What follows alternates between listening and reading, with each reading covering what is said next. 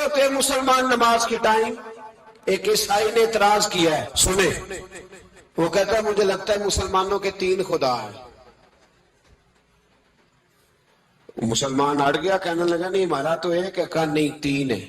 معاذ اللہ استغفر اللہ, ہمارا ایک ہے. کہنے لگا نہیں میں ثابت کرتا ہوں, ایک تمہارا خدا 5 نمازوں کا ہے, ایک رمضان کا ہے, ایک عید کا ہے. لگتا ہے معاذ اللہ عید والا زیادہ تگڑا ہے, تم زیادہ آتے ہو. رمضان والا لگتا ہے اس سے کچھ کمزور ہے, تم تھوڑے آتے ہو. اور 5 نمازوں والا شاید سب سے کمزور ہے. بات عقل کی ہے کہ نہیں؟ اس نے اعتراض ٹھیک کیا. تو مسلمان کو چاہیے نا خیال کرے. ایک یہودی نے لکھا تھا, اس نے کہا تھا جس دن مسلمانوں کی تعداد فجر کی نماز میں اتنی ہو گئی جس دن جتنی جمعے میں ہوتی ہے, اس دن نہ کوئی یہودی سازش کرے گا نہ کوئی عیسائی تلوار نکالے گا. شرط یہ ہے کہ یہ اسی طرح فجر پڑھنے ہیں جس طرح جمعہ پڑھنے آتے ہیں. تو پھر کوئی شخص بھی ان کو کسی جگہ شکست دے سکتا تو اپنے ہمارے گناہ ہمیں پریشان کرتے. یہ جتنی آزمائشیں ہیں ان کے پس منظر میں گناہ ہیں. ہماری زندگی کے اندر جتنی تکلیفیں, ہماری پریشانیوں کا سبب ہم خود ہیں. بہت ساری جگہوں پہ ہم غلطی کرتے ہیں, اس کی ہمیں سزا ملتی. غلطی کی سزا. ایک نوجوان نے مجھے بڑی گہری بات سنائی, میرا قریبی تعلق تھا. کہنے لگا گھر میں بڑا مسئلہ ہے, بڑی پریشانی ہے, ماں اور بیوی کا ماحول اتنا سخت ہو گیا ہے کہ نمٹ نہیں سکتا. آپ یقین کریں میں نے ڈیٹیل سے ساری چیز کو سٹڈی کیا, میرے پاس اتنا وقت نہیں ہوتا, پھر بھی میں نے اس فیملی کو پورا پڑھا.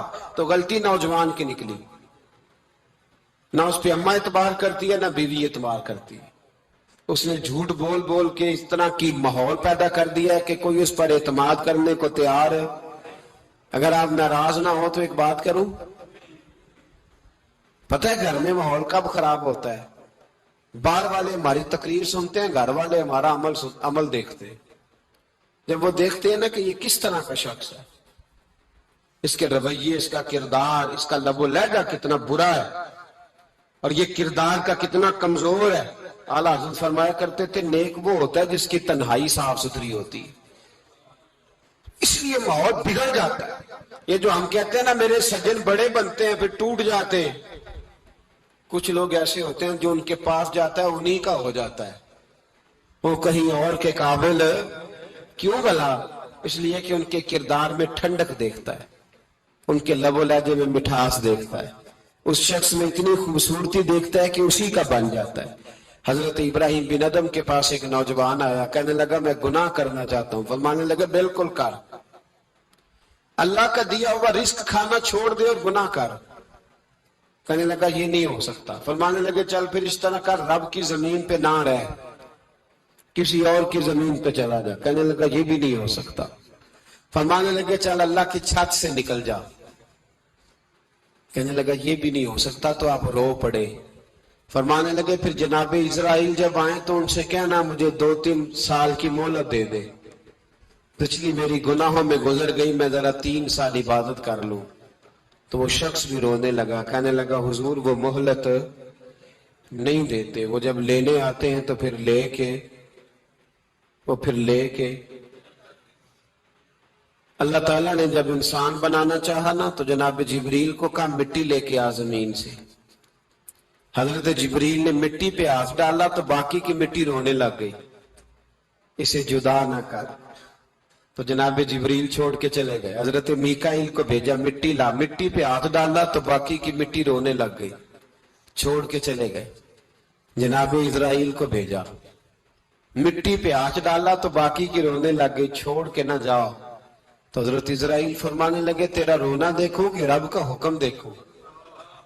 وہ لے گئے, جب پیش کی تو رب کریم نے فرمایا اسرائیل جان نکالنے کی ڈیوٹی بھی تیری, تو مٹی کو لے آنا, باقی مٹی روتی بھی رہے تو روتی رہے. جب میرا فیصلہ آ جائے تو پھر اس میں کوئی گنجائش, ہم کھاتے بھی اللہ کا ہیں, نافرمانی بھی اس کی کرتے, زمین پہ بھی اس کی چلتے ہیں, نافرمانی بھی اس کی کرتے, حکم کسی اور کا مانتے, چھت پہ رب کریم کی رہتے. اس طرح نظام نہیں چلتا. میرے بھائی یاد رکھ لو, गुनाहों की सजा मिलेगी, जिंदगी तंग हो जाए, यहां भी आजमाइश होगी और वहां भी। मैंने दर्स में कहा था, फिर बात कहता हूं, ये मैं अपने लिए कह रहा हूं, तवज्जो है मेरी बात पर। दुआ फरमाया करें कि जो कुछ हम नजर आते हैं, अल्लाह हमें वैसा बनने की तौफीक भी अता फरमाए। अल्लाह वैसा बनने की, ये मुश्किल मामला है, मुश्किल। देखे ना, एक आदमी सियासतदान है, उसने बड़े अच्छे नारे लगे